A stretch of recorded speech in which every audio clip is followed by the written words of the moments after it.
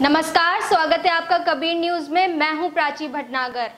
भारत और चीन के बीच चल रहे तनावपूर्ण स्थिति को देखते हुए भारत सरकार ने चीनी ऐप्स पर प्रतिबंध लगा दिया है, जिनमें टिकटॉक, यूसी ब्राउजर समेत 59 चीनी मोबाइल ऐप शामिल हैं।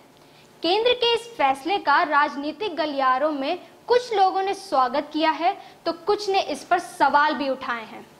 इसके खिलाफ उठ रहे सवाल में अहम बात यह है कि जब हमारा देश कोरोना महामारी से लड़ रहा था तब प्रधानमंत्री मोदी ने देशवासियों से अपील की थी कि सब आगे बढ़कर पीएम केयर्स फंड में अपना योगदान करें।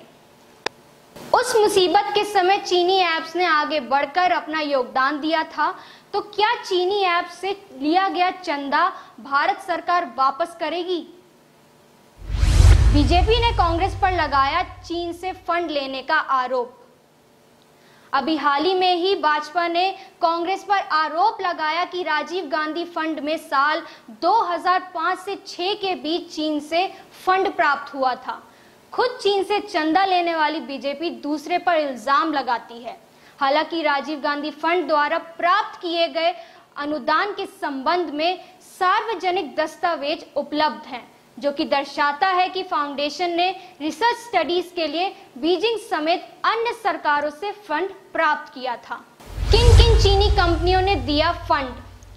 पीएम केयर्स फंड में सबसे ज्यादा दान देने वाली चीनी कंपनी रही टिकटॉक, जिसने ऐप पर ही एक गेम, क्विज गेम खेलोगे आप जीतेगा इंडिया शुरू करके पीएम केयर्स फंड के लिए 30 करोड़ रुपए दान दिए थे।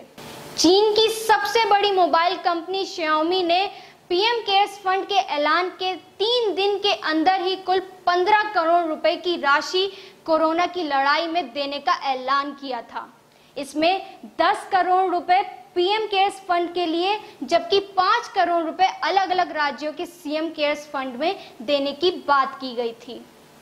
इसके अलावा Xiaomi ने गिव इंडिया प्लेटफॉर्म के साथ 1 करोड़ रुपए जुटाने का भी लक्ष्य रखा और इससे 20,000 परिवारों के लिए साबुन, सैनिटाइजर और मास्क उपलब्ध कराने की योजना तैयार हुई थी। Xiaomi के अलावा चीनी टेलीकॉम कंपनी Huawei ने भी पीएम केयर्स फंड में 7 करोड़ का डोनेशन दिया था। इसके अलावा Huawei ने भारतीय अफसरों को कोरोना संदिग्धों की जांच के लिए तापमान जांचने से संबंधित तकनीकी शेयर करने का प्रस्ताव भी दिया था। इसके अलावा BBK इलेक्ट्रॉनिक्स की 2 मोबाइल कंपनी OnePlus और Oppo ने भी पीएम केयर्स फंड में 1-1 करोड़ रुपए का दान दिया था। कब लिया गया चीनी कंपनियों से फंड? पीएम फंड की घोषणा अप्रैल 2020 में कर दी गई थी और 5 मई को गश्त के दौरान भारत और चीन के बीच लद्दाख के पेगोंग झील के उत्तरी किनारे पर झड़प हुई थी।